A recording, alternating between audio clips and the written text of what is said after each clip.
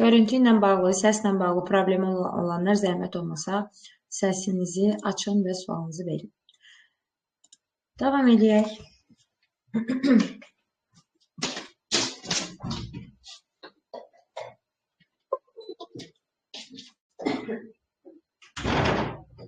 Deməli, ilk öncə olaraq informasiya kodlaşdırmanın nəzəri hissəsinə sizə məlumat vermək istəyirəm ki, bilirsiniz də, informasiyanın kodlaşdırılması anlayışı daha geniş anlayışdır ki, biz bu kodlaşdırmanı əslində gündəlik həyatımızın hər bir yanında görə bilirik ki, informasiyanın kodlaşdırılması ümumi qayda olaraq nə deməkdir? Məlum informasiyanın bir formadan başqa bir, hər hansı bir formaya keçirilməsinə deyirlər informasiyanın kodlaşdırılması. Gündəlik həyatda biz nə kimi informasiya kodlaşdırmasına rastlaşırıq. Bunu dəfələrlə demişik. Adi götürəsi olsaq, məsəl üçün, yol hərəkət nişanları olsun, işıqlarda gördüyünüz işıqlar olsun, məktəbdə aldığınız qiymətlər olsun. Biz həmin, belə deyək, simvollar altında nəylərisə başa düşə bilirik. Məsəl üçün, qırmızı, yaşıl və sarıya dair işıqlarda dayana bilirik, yolu keçə bilirik və yaxud da hazırlaşa bilirik. Ki, bu günlərim biz informasiyanın kodlaşdırılmasını hesab edirik informasiyanın emalı. Bəli, hansı formada olur olsun, biz informasiyanı kodlaşdırırıqsa da bu emal sayılır. Məsəl üçün, bir mətni digər dilə tərcümə edirəmsə, bu yenə informasiya, yəni kodlaşdırılması kimi deyə bilərəm. Və yaxud da ikilik say sistemində olan bir ədədi onluq say sisteminə keçirirəmsə, informasiyanın kodlaşdırılmasını yerinə yetirmiş oluram. Bəs yaxşı, bugün biz ümumi informatikaya dair informasiyanın kodlaşdırılması dərsində nələri keçir və öyrənirik? Bəli, bugün biz kompüterdə bütün texniki qurğularda hansı növ informasiyaları kodlaşdırırıq və bu kodlaşdırma hansı say sistemi əhatə edir? Həqiqətən də biz bugünkü gündə bu yarımçıq qoşulmalar bizim dərsimizi pozur da. Dərsə xahiş edilən vaxtında qoşulmuşam. Mən dərsə hər dövr danışdığım yerdə fikrim yayınır və bax belə olur. Elə bil ki, eyni, bura necə gec gəlirsiniz. Bura belə vaxtında qoşulmuşsunuz. İnformasiyanın kodlaşdırılması deyəndə bu günlərin biz telefonlarımızda, kompüterimizdə bir-birimizə ötürdüyümüz məlumatlar elə informasiyanın kodlaşdırılmasına dair bir sübutdur. Yəni, biz bu günlərin bir-birimizə WhatsApp vasitəsilə səs ata biliriksə, mətin yaza biliriksə, ədəd göndərə biliriksə, şəkil və video göndərə biliriksə, biz deməli informasiyanın 5 dənə təqdim olunma formasını həqiqətən kodlaşdıra bilirik. Bəs biz nəyə görə buna kodlaşdırma deyirik? Yəni biz həmin o sadaladığımız 5 dənə təqdim olunma formasını hansı formaya keçiririk ki, buna biz kodlaşdırma hesab edirik? Baxın, WhatsApp-da bir-birinizə göndərdiyiniz mətin. İkinci, ədəd. Üçüncü, səs. Dördüncü, şəkil. Beşinci, video. Hər birini hesab edirsinizmi ki, siz bir-birinizə göndərilən zaman həmin mətin, ədəd, səs, şəkil və video başqa bir formaya keçir. Hansı formaya? Bir sıfırlardan ibarət olan ikilik say sisteminin rəqəmlərinə keçir.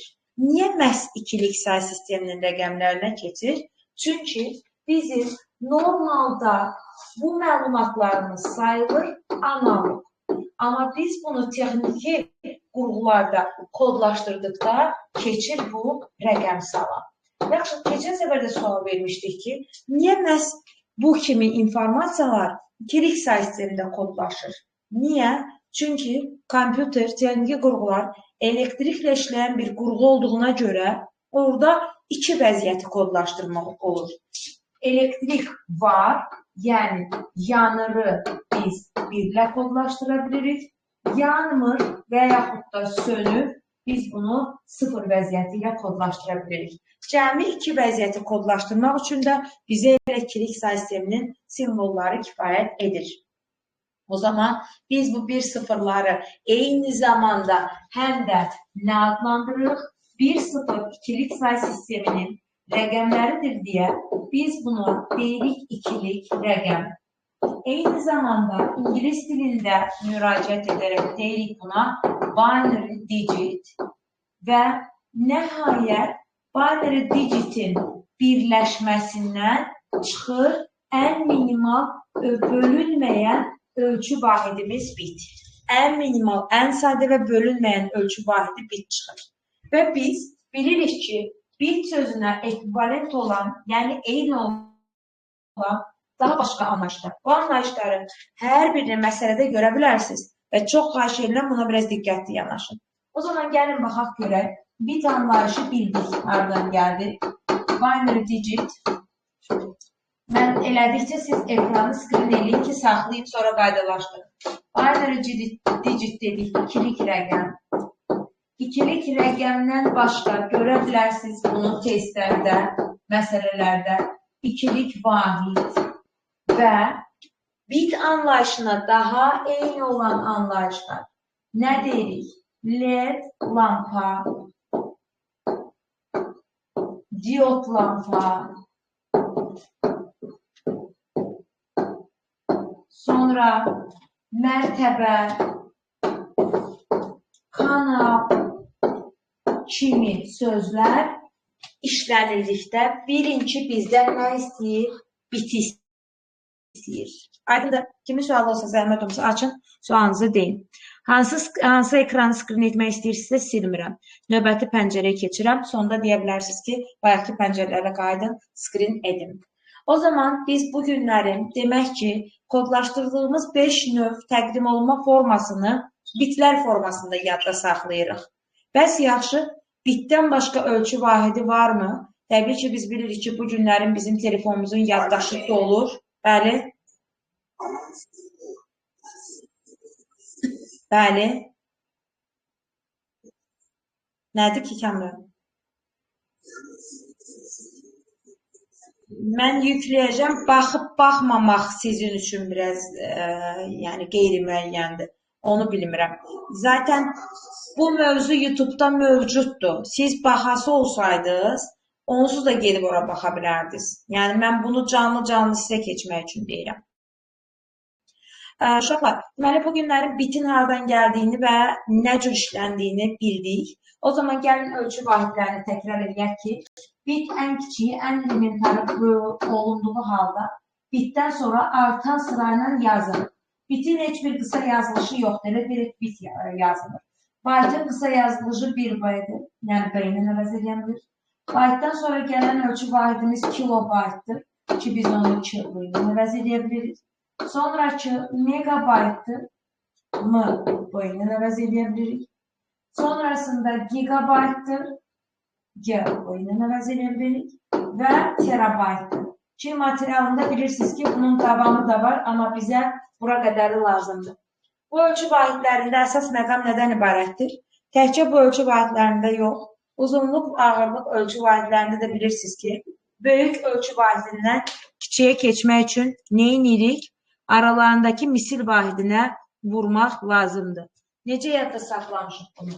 Yəni evdə böyük, kiçiyi vura bilir. Amma kiçik ölçü vahidindən böyüyə keçiriksə də kiçik böyüyü vura bilmir, bölünür aralarındakı fərqə. O zaman aralarındakı fərqi bir daha təkrarlayaq. Bitlə byte arasındakı misil vahidi 8, amma biz 2-nin qüvvətlərini işləyirik, 2 üstü 3-dür. Qalan byte ilə kilobayt, kilo ilə mega, mega ilə giga, giga ilə tera arasında olan fərq 2 üstü 10 və yaxud da 1024-dür. Hansı uşaqsa məndən 2-nin qüvvətini soruşursa, bu böyük eyibdir. Bu, uşağın ümumiyyətcə dərs dinləmədiyini və evdə dərs oxumamağı deməkdir. Heç kim məndən 2-nin qüvvətini soruşmasın. Müəllim, 512 2 üstü 9-dur. Mən heç nə bilmirəm, bu barədə məlumat verməyəcəm və həmin uşaq anında gözündə məsuliyyətsiz uşaq kimi formalaşır, bunu bilin. Qaydalar nədən ibarətdir?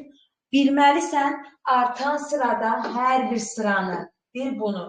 Uşaq hələ də bilmirsə də ki, məsələdə bitdən megabayta keçmək üçün nə etmək lazımdır?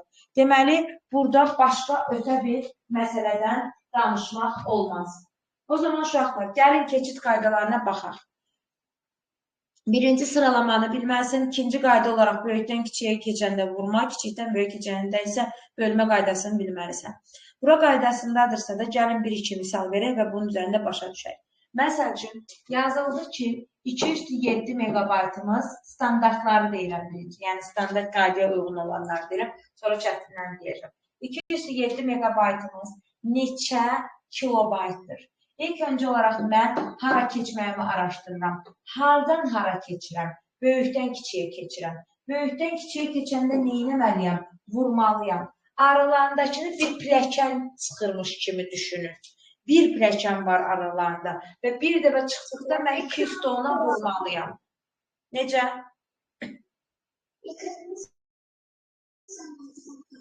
Hamı da elədi? Mən bir dəfə ekranı yenidən paylaşa bilərəm, sən özün girib təzədən çıxmalısan. Çünki əgər hamıda problem deyilsə, deməli sənin setinlikdir. Düzəldi yoxsa yox?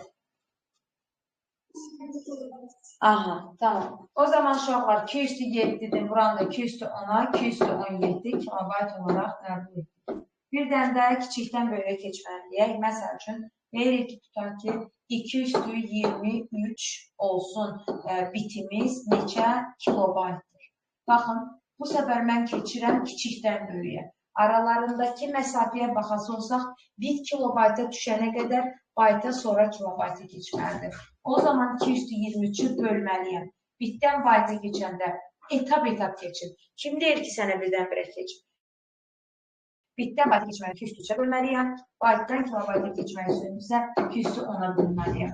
Nəticədə 2/23-ü böləsi olsaq biz 2/10 qüvvətlər çıxılır və qalır 2/10 kilobayt. Mənə elə gəlir buradan standartlardan heç kimin problemi olmaz inşallah.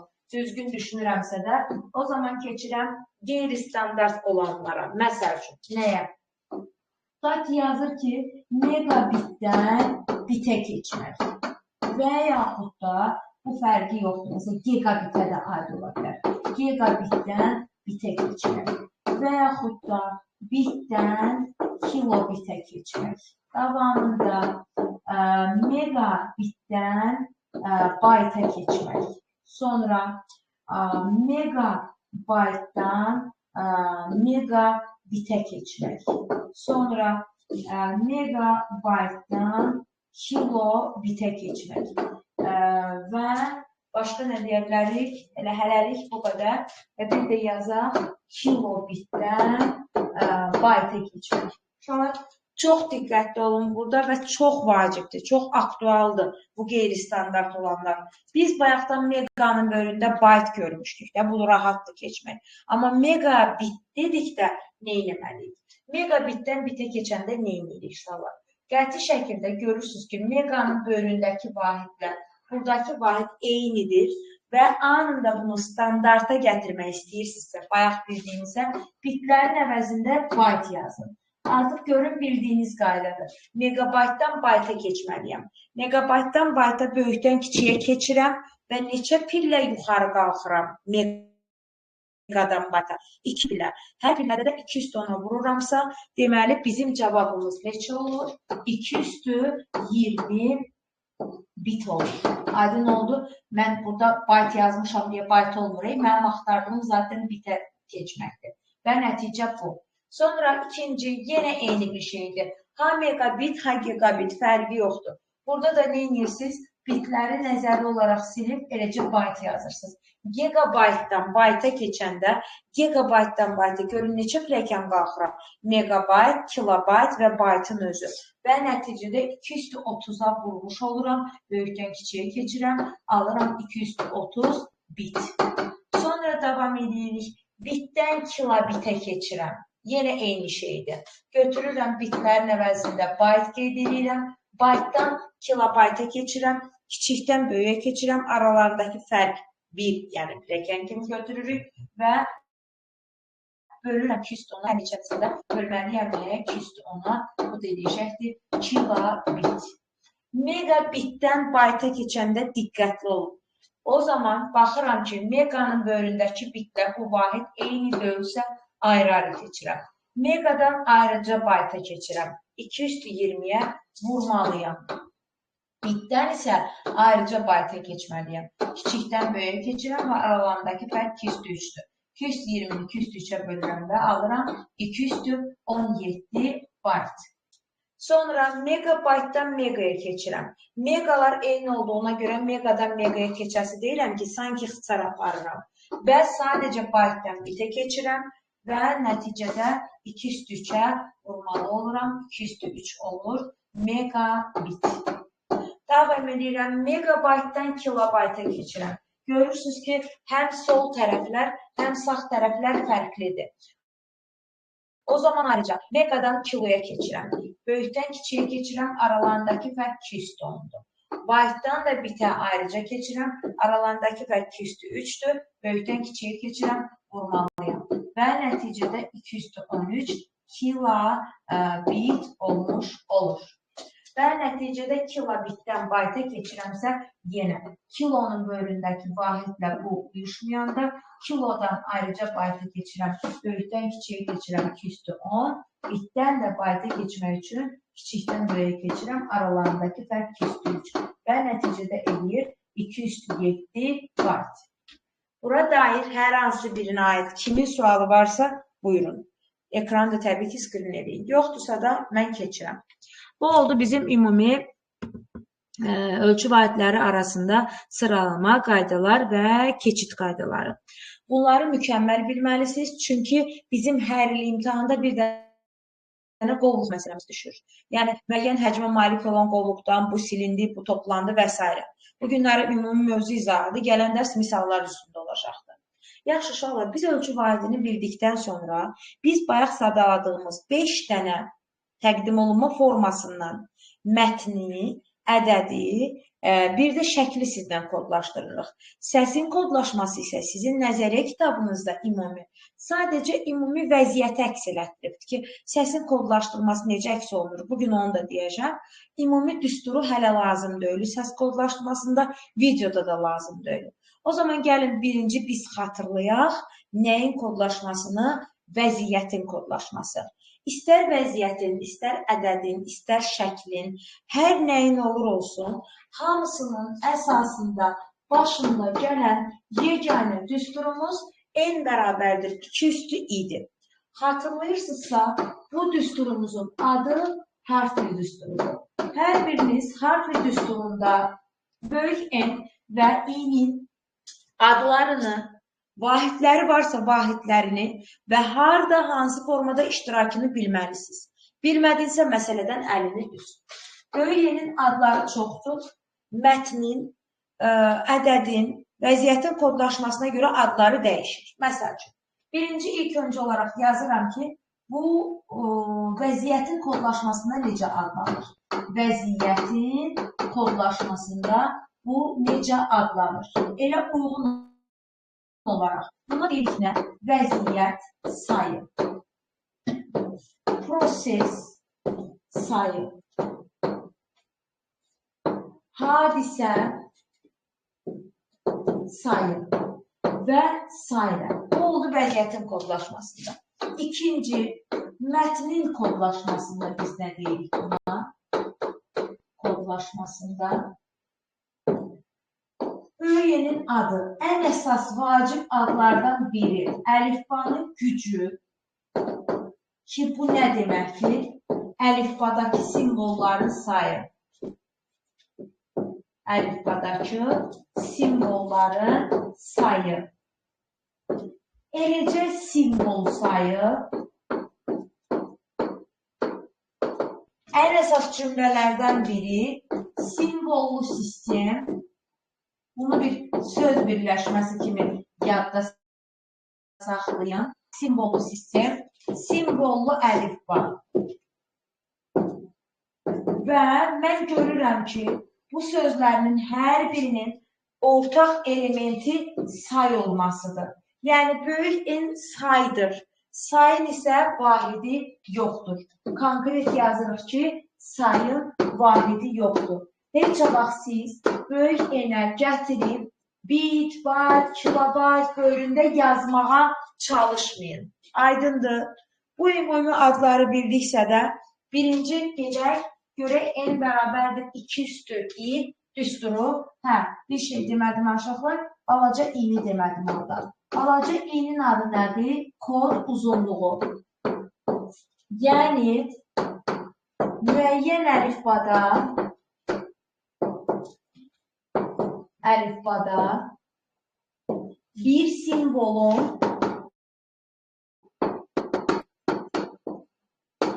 və yaxud da bir vəziyyətin yaddaşda tutduğu yer.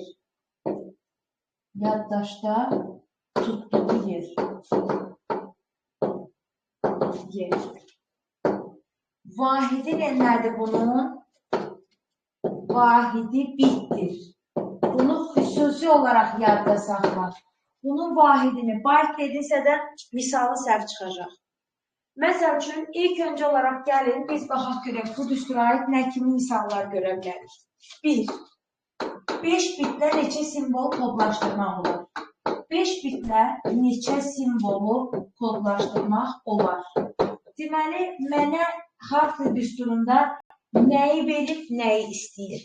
N bərabərdir 2 üstü i düsturunda 5 bit deyirsə, deməli, mən balaca i-ni bilirəm. 5 bitlə neçə simvolu kodlaşdırmaq, görürsünüz, neçə simvolun sayını istəyir. O zaman konkret 2 üstü 5 deyirəm. 2 bitlə neçə simvolu kodlaşdırmaq olar? N bərabərdir 2 üstü 2, 4. Şöyle başa düşək görək, bu nə deməkdir? 2 bit və 4 vəziyyət necə kodlaşır ki? Bit nə deməkdir? Binary digit ikilik rəqəm. Yəni, bir bit demək, ya bir dənə 1, ya bir dənə 0 deməkdir.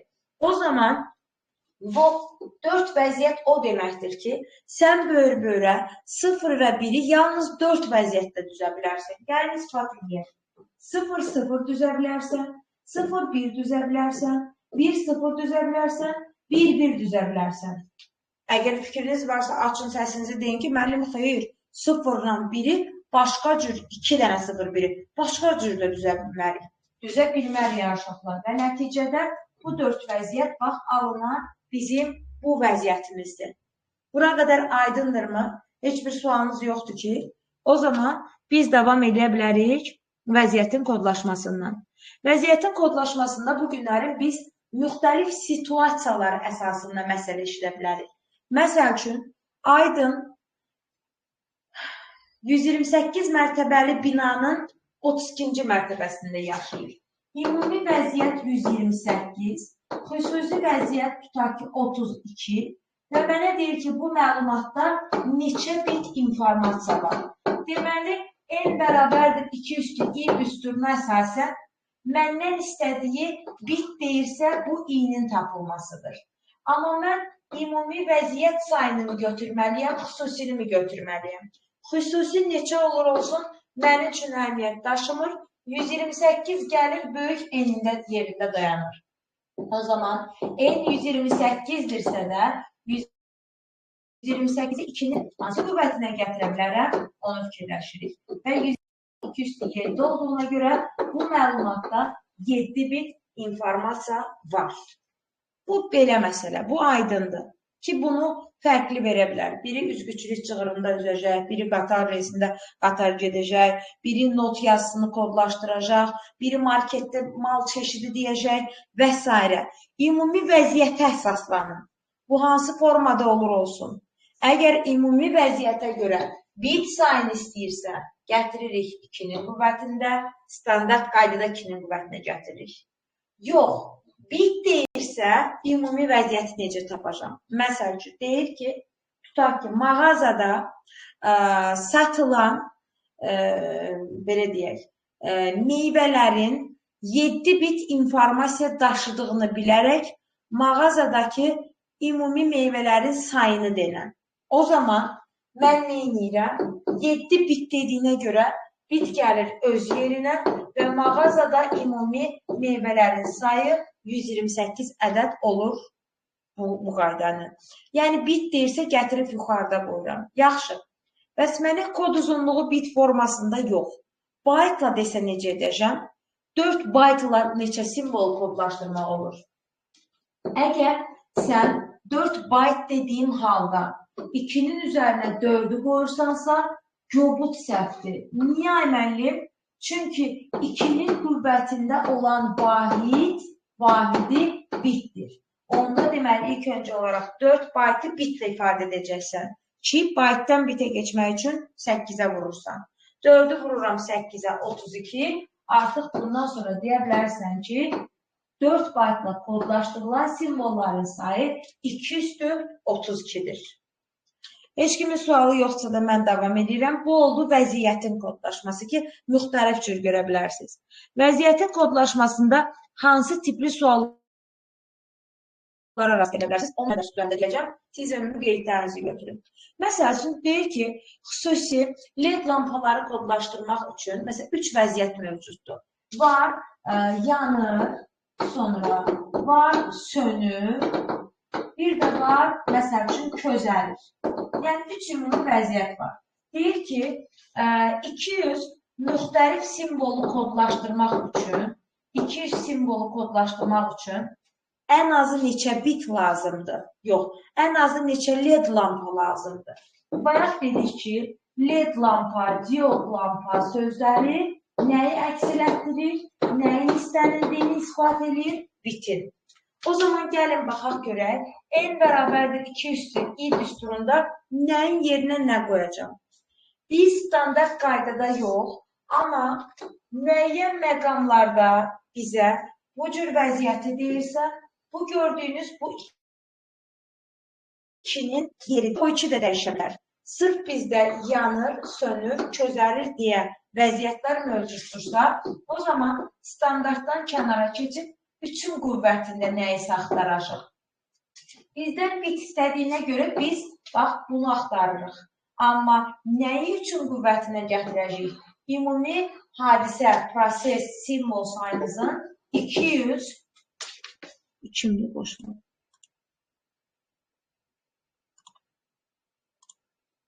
Ümumi vəziyyət simvol sayımızın 200 olduğunu bilərək 200'ün 3'ün ən yaxın qüvvətinə gətirməyə çalışıram.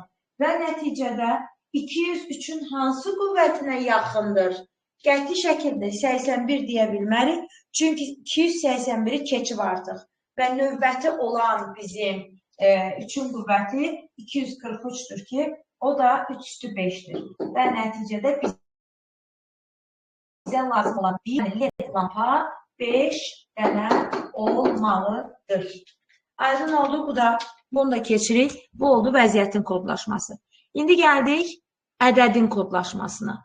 Ədədin kodlaşması müxtəlif say sistemlərindən asılı olaraq dəyişə bilər. Məsəl üçün, gəlin baxaq, 1, 2'lik say sistemində.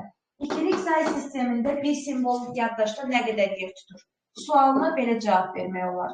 İlk öncə olaraq baxaq görək, harflı düsturunda 2'lik say sistemində simvolların sayı, əlifbasında neçə simvol var? 2. Buna əsasən 2'nin birinci qüvvəti olduğuna görə, bunun vahidi də bit olduğuna görə deyə bilərsən ki, 2'lik say sistemində bir simvola ayrılan yaddaş 1 bitdir. O zaman verilən ədədə görə rəqəmlərinin sayını 1 bitə vuracaqsan. 1, 2, 3, 4, 5. 5'i də vururam 1 bitə. Bu ədəd kompüter yaddaşında 5 bit edir. Eyni qaydanı tətbiq eləsək 8'lik say sistemində. 8'lik say sisteminin əlifbasının gücü 8'dir. 8 tam 2'nin 3 üstünə gəldiyinə görə deyirik ki, 8'lik say sistemində bir simvola ayrılan yaddaş miqdarı 3 bitdir. Və beləliklə 7, 1, 4 ədədi kompüterin yaddaşına nə qədər yer tutasısa deyər, 3 simvolu sayıram və bir simbolu yaddaş miqdarına vururam. Nəticədə bu ədədin yaddaşda 9 bit yer tutduğunu qərarına gəlirəm. Üçüncü, 16'lık say sistemində bu qaydanı tətbiq etsək, 16'lık say sistemində 16 simvollu əlifbadır deyə 16 tam 2'nin üstü 4'tür və nəticədə bir simvola ayrılan miqdar 4 bitdir. Və beləliklə 16'lık say sistemində verilən bu ədəd kompüterin yaddaşda nə qədər yer tutarsa olsa, anı təbii ki, içində 10 olduğuna görə 2 yox, tək simvol üçün görürük. Siz artıq bilirsiniz bunu. və 4 simvolumuzu bir simvolun yaddaşda tutduğu yerə vuraraq 16 bit yaddaşda yer tutduğunu deyə bilərik. Bu qayda ilə artıq siz özünüz fikirləşəcəksiniz ki, görən dörtlük say sistemində bir simvolun yaddaşda tutduğu yer nə qədərdir və bunu özünüz hər kəs fikirləşər. Fikirləşənlər zaten fikirləşir, bilməyənlər özü yəni fikrim dəstə gəlib mənlə bölüşər ki, müəllim, beləmi olmalıydı? İndi yox. O zaman getdik, əsas bizə lazım olan onluq say sistemində bir simvolun yaddaşda tutduğu yerə. Uşaqlar mənə deyir ki, müəllim, onluq say sistemində əlifbanın gücü 10-dur. Gətirək onu da 16-ya və burada da deyək ki, onluq say sistemində bir simvolun yaddaşda tutduğu yer 4 bitdir. Baxın, üstündən xətt çəkirəm, yanlış olduğunu deyirəm. Xeyr, belə hal mümkün deyil. O zaman onluq say sistemində verilən hər ədədə görə yanaşma edərək yaddaşda tutduğu yeri tapacaq. Yəni, digərləri kimi bir simvolun yaddaşda tutduğu yer standart deyil. Məsəl üçün, 126 ədədi kompüterin yaddaşında nə qədər yer tutur? 38 ədədi. Məsəl üçün, 67 ədədi və 128 ədədi kompüterin yaddaşında nə qədər yer tutur? O zaman 126, 128-in qüvvətinə gəldiyinə görə 2 üstü 7 bütöv şəkildə deyirik ki, bu 7 bit yaddaşda yer tutur. Daha simvolların sayını sayıb 7 bitə vurmuram. Ümumi bu yaddaş 7 bit yer tutur. 38 ədədi 2-nin qüvvəti olan 32-dən keçdiyinə görə 64-ə gətirirəm və deyirəm bu kompüterin yaddaşında 6 bit yer tutur. 67 ədədi 64-dən keçdiyinə görə növbəti 2-nin qüvvəti 128-ə gətirib 7 bit olduğunu deyirik. Və 2-nin tam qüvvətinə gələn 128 isə bir vahid artığını götürərək deyirik ki, 8 bit yaddaşda yer tutur. O zaman deməli onluq say sistemində əsas qayda nədən ibarətdir? Əgər ədəd tam 2-nin qüvvətindədirsə, məsəl üçün 512, 256, 1024, 16 və s. kimi 2-nin tam qüvvətinə gələn ədədlər. Yəni 2 üstü 9-dur, yaddaşda nə qədər yer tutur? 10 bit. Bütövlükdə bu ədəd 10 bit yer tutur. 256, 2 üstü 8-dir, bir vahid artıq götürürəm, 9 bit yaddaşda yer tutur. 1024, 2 üstü 10-dur, bir vahid artıq götürürük, 10 bit yaddaşda yer tutur. Və nəhayət 16, 2 üstü 4-dür, yaddaşda 5 bit yer tutur. O zaman mən sizdən soruşsam ki, məsəl üçün 256 onluq ədədi kompüterin yaddaşında nə qədər yer tutur? 56-nın üstünə 1 gələrək 57 bit yaddaşda yer tutur bu ədədimiz. Aydın oldu. Bunun isbatını mən dərslərimizdə eləmişəm. Kim istəyirsə eləyə bilərəm. Yəni, deməsin də ki, niyə belədir. Aydındır. Bu hissələrdə keçdik. Bu oldu ədədin kodlaşması və əsas vacib məqamlardan biri nədir? Birinci qayda. Deyirəm ki, 4 bitlə kodlaşdırılan simvolların sayı. Eləcə deyirəm. 4 bitlə kodlaşdırılan simvolların sayı və yaxud da maksimal say deyə bilər. Maksimumla maksimal eyni deyil. Maksimal sayda deyə bilər, eləcə sayda deyə bilər. Maksimal, maksimum deyil. O zaman 4 biti gətirirsiniz 2-nin qüvvətində və cavab verirsiniz ki, 16. İkinci bu sual belə verilə bilər. 4 bitlə kodlaşdırılan ən kiçik ədəd. Ən kiçik deyəndə biz həmin 4-ü 2-nin qüvvətinə qoyuruq və qüvvətdən bir çıxırıq.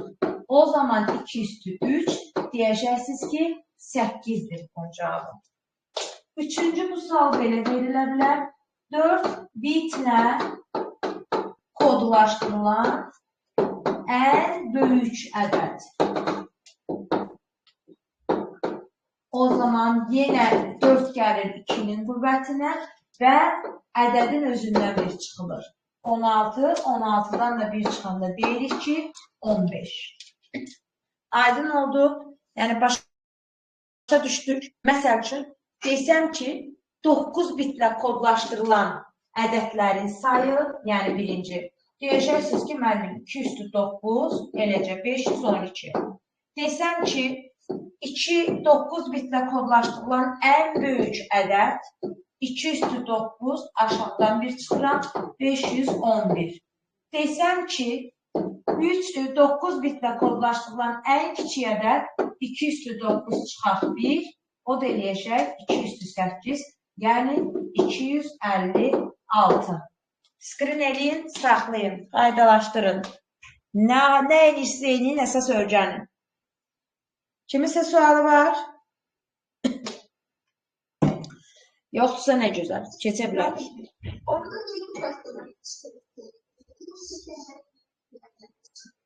Niyəsi yoxdur, müzakirəsizdir. Yəni, niyəsi yoxdur. Konkret müzakirəsiz bir qayda kimi yada saxlayırıq. Yəni, bu bir qaydadır. Aydın oldu. Uşaqlar, qaydadır, yəni əsası var. Bu, mən sizə yenə də başa salım da, əgər illa da niyə deyirsinizsə, başa salım. Hə, yox, yəni yenə də deyim. Baxın, niyə belə olur? Niyə mən məsəl üçün normal 4 bitlə kodlaşdırılan simvolların sayına 16 dedim. Çünki neçədən neçə kod, neçənin neçə arasında 4 bitlə kodlaşdıra bilirəm. Düz 0-dan hara qədər? 15-ə qədər. Bax, görürsünüz aşağılar. Budur, elə 0-dan 15-ə qədər. 16-nın özünü 4 bitlə kodlaşdırmırıq. Bunu nəzərdə tutur say baxımından. Bax, indi özünüz baxın. Bayaq da ən böyüyü nə ilə tapdıq? Gəlin baxın. N bərabərdir 2 üstü 4 çıxaq 1. Görürsünüz, ən böyüyü nədir? Həqiqətən 15-dir. Amma şu mənə sual verir ki, ay müəllim, bəs siz axı deyirsiniz 0-dan 15-ə qədər. Bu necə oldu ki, biz ən kiçiyini nə ilə tapdıq? Neçə, yəni ən kiçiyini neçə götürdük? 8 götürdük. Ay uşaqlar, niyə 8-dən məsəlcə 15 olaraq 8-i ən kiçik götürürük? Çünki özünüz fikirləşin. 8-dən 0-a qədər olanı kim kodlaşdırır? 3 bit. Bax, indi 3 bitlə neçə simvolu kodlaşdıra bilirəm ümumilikdə? 8. Yəni, hardan ara? 0-dan 7-yə. İndi buna bax. 3 bitlə kodlaşdırılan ən böyük ədəd hansıdır? 2 üstü 3 çıxaq 1, bax 7. Gördün? Yəni 7. Yəni 8-in özünü 3 bit kodlaşdıra bilmir. Bax, qaydanın əsası budur. Yəni kim istəyir ki, isbatınla yadda saxlasın, yox, isbatını eləmək istəməyən qaydalaşdırsın, sayda qaydasın. Aydın oldu, fikrim çatdı. Sualınız yoxdursa, mən keçirəm növbəti hissəyə. Bunu da qoyduq bir kənara, ədədlərin yaddaşda tutduğu yerə keçdik və nəhayət mətnə gəldik aşağılar. Mətnin yaddaşda tutduğu yer. Yenə sadə həyatımızdan başa salacağım. Məsəl üçün, bu günlərin mən mətnin kodlaşdırılmasını eləyirəm harda? Mən sizə sadəcə bir qısa mətn yazıb göndərirəm və ya sizə Word faylı göndərirəm. Deməli, birinci sayılacaqdır mətn fraqmentinin kodlaşması. İkinci sayılacaqdır mətn faylının kodlaşması. Bax, özünüzdən yadda saxlayın.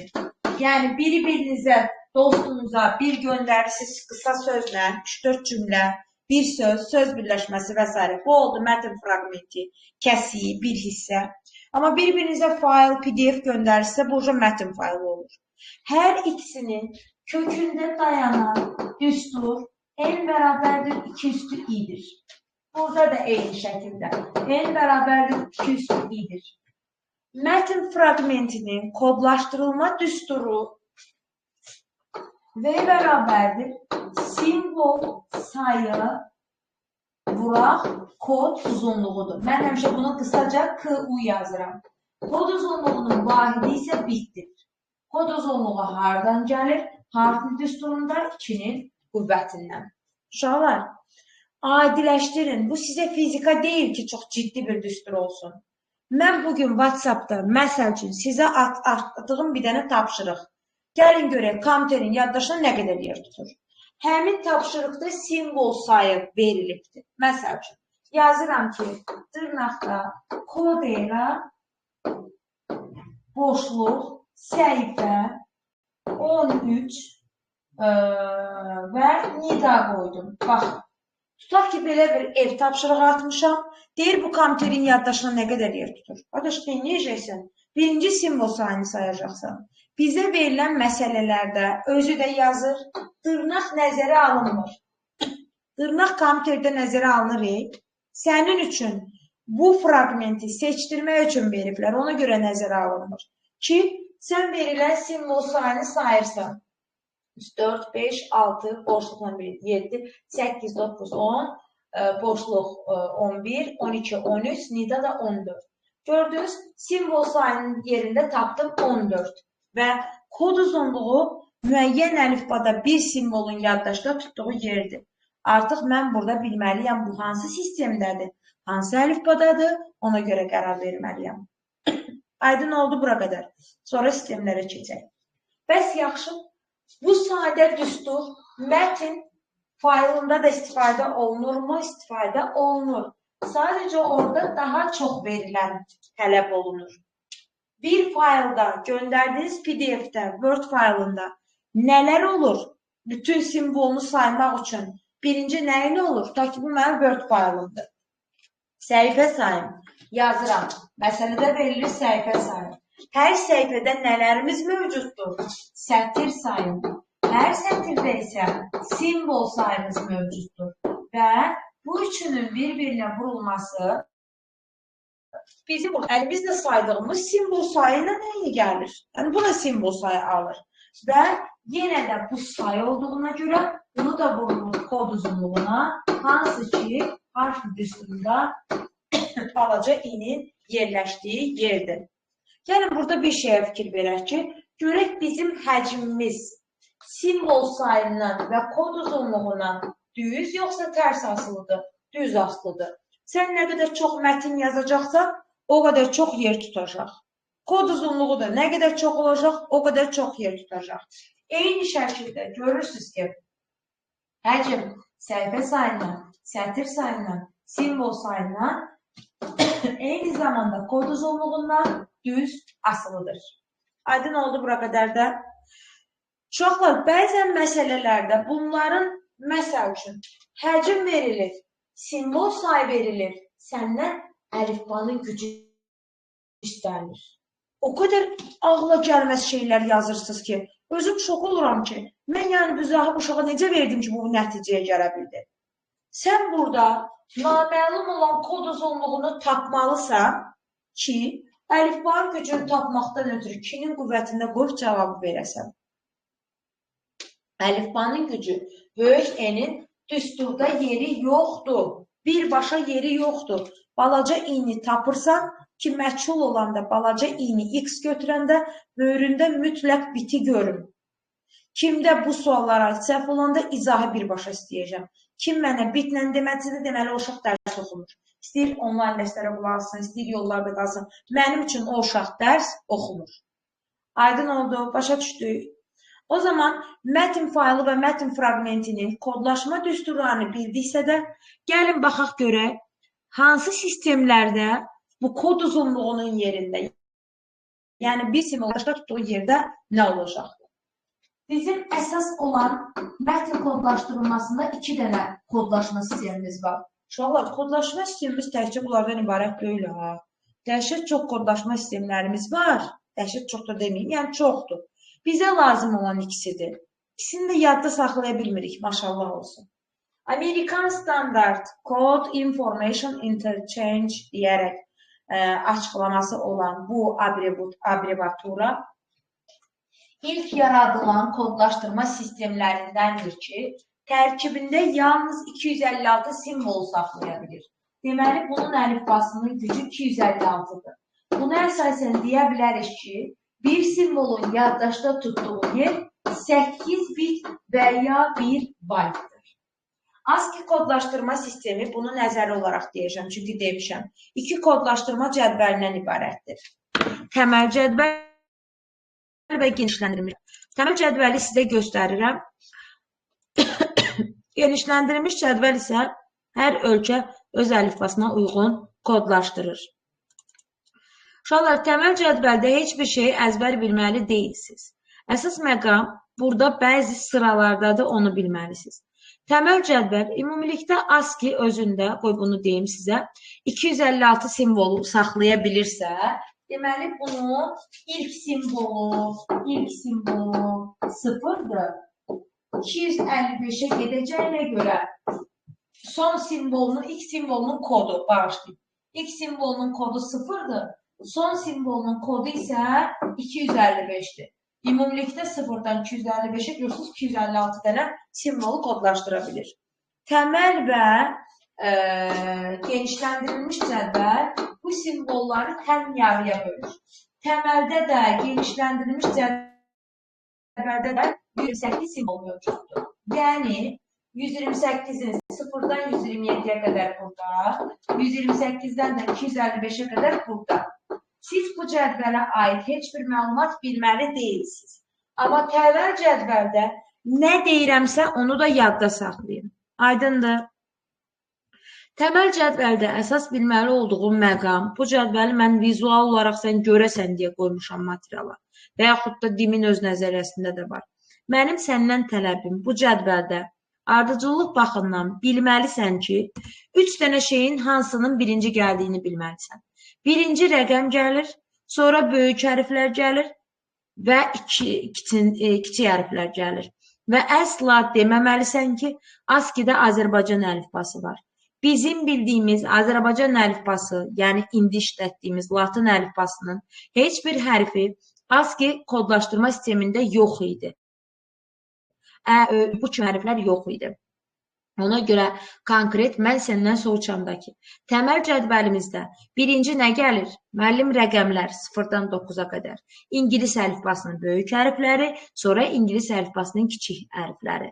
Decimal onluq kodlarıdır bunların. Görürsünüz, 0-dan başlamışam 127'ye qədər. Hex yazılan hexadesimaldır. 16'lıqdır, sizə maraqlı olmasın bu. Eyni zamanda qırmızı ilə yazılanlar da simvollardır. Bu da elə maraqlı olmasın. Amma sən bilməlisən ki, bir kiçik hərfin kodu eyni hərfin böyük kodundan, yəni eyni hərfin böyüyündən, kodundan böyükdür. Görsən, böyük A65-dir, balaca 97-dir. Elə də olmalıdır da. Sıralamada balaca hərflər sonunda gəlirsə, onda deməli, bunun da kodu bundan böyük olmalıdır. Bu hərflər arasında, eyni hərflər arasında fərq 32'dir. Mənə ehtiyac yoxdur, çünki sualda bu qanunluq kimi orada verilməlidir, orada görməlisən. Çünki başqa bir kodlaşdırma cədvəli verə bilər, burada 32 olmaya bilər. Sonra deyərsən, müəllim, nə oldu, siz mənə belə demişdiniz. Yəni, bunu yadda saxlamasanız da olar. Mənim əsas sizdən istədiyim məqam nədir? Siz ASCII standartı eşitdinizsə məsələdə, bayaqki düstura geri qaydanda, kod uzunluğun yerində, yəni bir simvolun yaddaşda tutduğun yerində 8 bit və yaxud da 1 bayt qoymağı bacarmalısan.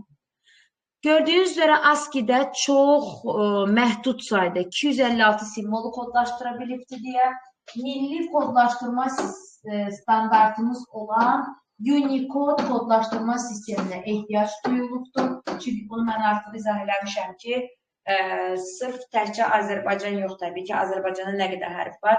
Amma Çin, Yapon, Koreya kimi ölkələrin əlifbasında olan hərflərin sayına görə ki, 4000'ə yaxın hieroqlif mövcuddur. ASCII standartı yetməyibdir. ASCII-də cəmi 256 simvolu kodlaşdıra bilir. İkinci kodlaşdırma sistemi yarandı Unicode.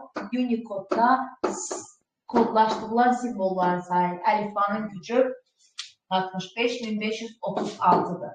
Məcbursan bu ədədi tanımağa və məcbursan bu ədədin 2'nin üstü 16 olduğunu bilməyə. Bəli, məcbursan. Və buna əsasən deyə bilərik ki, Unicode'un adı çəkiləndə məsələlərdə 16 bitə və yaxud da 2 bayta vurmalısan. Hansı ki, bəyəkki düsturdan söhbət gedir. Yəni buradan söhbət gedir. Kod uzunluğunun yerində simvol sayını vurmalısan. Unicode deyəndə 16 bitə və yaxud da 2 bayta. Bunun təməl cədvəli, yəni 0-127 aralığında olan 128 dənə simvolu eynən ASCII-dəki kimidir. Qalan cədvəllər genişləndirilmiş, sizə maraqlı olmasın. Bəs növbəti kodlaşdırma sistemlərini bilməliyəmmi, yoxsa yox? Digər kodlaşdırma sistemləri məsələdə sənə adı ilə yox, simvollu sistem, simvollu əlifba adı ilə verilə bilər. Məsəl üçün, gəlin belə bir şeye baxaq. Məsəl üçün, simvol sayı vurulsun, kod uzunluğu. Simvol sayını ya əlimlə sayacağım, ya özü mənə veriləcək, məlum məsələdir. Simvol sayını sayıb, uşaq məsələ öz ad soyadını deyirəmsə, ay bala kodlaşdır. Ad soyadını yazır, 14 dənə simvol var. Mənə deyir, müəllim, indi bu 14 bitdi, baytdır. Ay bala, sayın vahidi yoxdur. Bu eləcə 14-dür. Simvol sayılarına vahid qazandıracaq kod uzunluğudur. Onun da ki, əsas vahidi bitdir. Nə zaman baytla ifadə edə bilərsən?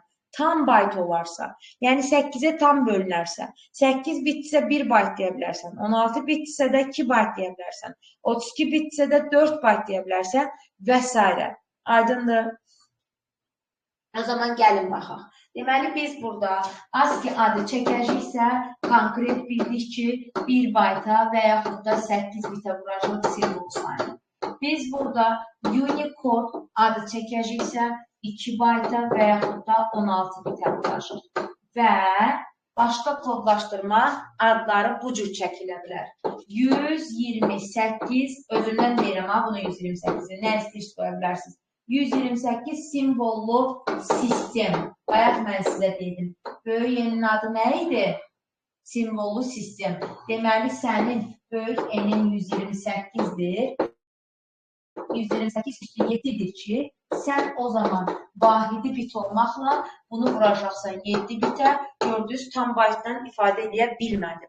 Və yaxud da yazıram ki, 93 simvollu əlifba. 93 simvollu əlifba sözü yenə də mənə böyük eni verir ki, 93 2-nin qüvvətinə gəlməməsi problemi deyil. Bundan sonraki 2-nin qüvvətinə baxaraq ki, 128-ə gəlirəm. 207 olmasına əsasən burada da 7 bitə vuracaq. Və bir dənə məsələmiz qalır. Heç birinin adını çəkmir. Heç nə, heç bir kodlaşdırma adı çəkilmir. Heç nə olmadıqda bir simvola ayrılan yaddaş ASCII kimi götürülür. 8 bit və yaxud da 1 baytla. Bununla bitdi maşaqlar. Xeyr, bir var ən minimal əlifba.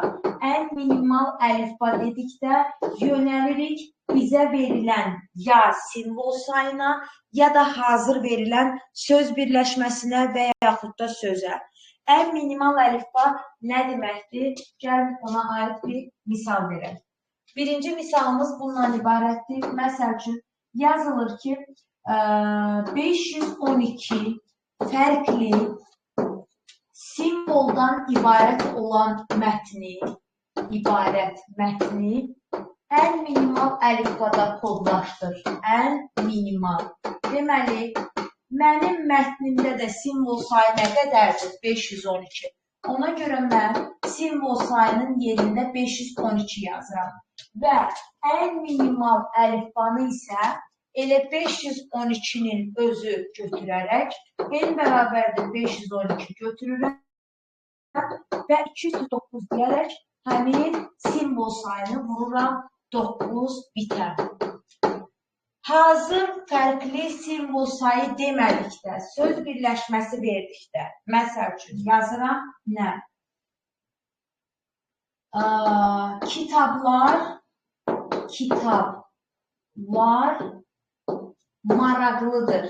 maraqlıdır. Söz birləşməsi ən minimal əlifbada nə qədər yer tutacaq? Ən minimal əlifbada. Birinci, Yadda saxlamalıyam ki, burada təkrar simvollar olsa da, simvol sayı üçün hamısını saymalıyam. Çünki sən kompüterdə A hərfini 5 dəfə də bassan, hərəsi yaddaşda yer tutacaqdır. O zaman birinci simvol sayını sayıram. 3, 4, 5, 6, 7, 8, 9, 10, 11, 12, 13, 14, 15, 16, 17, 18, 19. Qırağa nəzərə alınır. 19 simvol sayınızdır. Amma ən minimal əlifba üçün görürsünüz, burada fərqli sözü var idi. Fərqli simvolları özümüz seçəcəyik artıq. Necə? Ən minimal əlifba deyəndə verilmiş söz birləşməsində bir simvoldan eynisini, birini saxlayırıq, qalan eyni olanları silirik. Ki, burada eyni hərfin böyük və kiçiyi fərqlidir. Bayaq ASCII sübut elədi bizə. A'dan burada bir dənədir, bu A'nı sildim, bunu sildim, bunu sildim.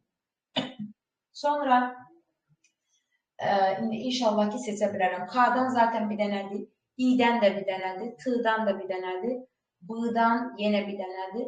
L'dan burada olduğuna görə L'ını sildim. R'dan burada olduğuna görə bu R'ını sildim. Və M'dan bir dənədir, Q'dan da bir dənədir.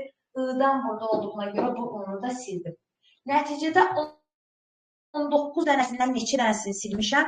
Qalanlarını sayıram. 19 dənədən sildiyim 1, 2, 3, 4, 5, 6, 7.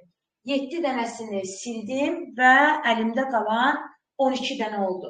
Həmin 12 dənənin ən minimal əlifba götürürəm və 2-nin tam qüvvətinə gələ bilmədiyinə görə 16-ya götürərək 2 üstü 4 yazaraq ən minimal əlifbada bu söz birləşməsində bir simvolun yaddaşda tutduğu yer 4 bit hesab edirəm. Və nəticədə alınan cavabımız olur bizim bu söz birləşməsinin ən minimal əlifbada yaddaşda tutduğu yer. Kiminsə sualı varmı ən minimal əlifbaya dair, yoxsa yoxdur?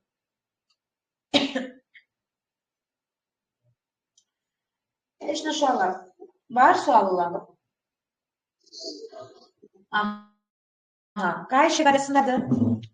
Hər şey, yəni yəqin ki, ikinci səfər üstündən keçdiksə də mövzunun çətinlik çəkən uşaqlar, nəzərimdə siz. Yəni, baxın, bir neçə uşağın valideynindən artıq danışmışam. Hərəyə bir neçə dəqiqə səs atanda təbii ki, düşünərsiniz ki, asan deyil. Yenə də danışmağa davam edirəm. Xahiş edirəm, biraz dərslərdən, yəni, belə deyim, yəni, tutun da, nəyi var tutunun. Nəyi var, mən sizə kömək eləyəcəm qabağa gətirməyə. Amma siz istəməsəz, mən sizə heç bir köməklik göstərə bilməyəcəm. Uşaqlar, baxıram artıq 11-ə 20 dəqiqə işləyibdir. Şəkli də keçsəm, hamısı aləm qarışacaq bir-birinə. Bura qədər keçirilərindən yaxşı qeydlər götürüb, növbəti dəfə şəkli, yəni qrafik informasiyanın kodlaşdırılması, səsin nəzəri hissəsini keçəcəm, indən yadda saxlayın nəyi keçəcəm və bir də bəzi məsələ tipləri üzərində yəni həllərə baxacaq. Sizin mənə sualınız varsa, buyurun. Yoxsa da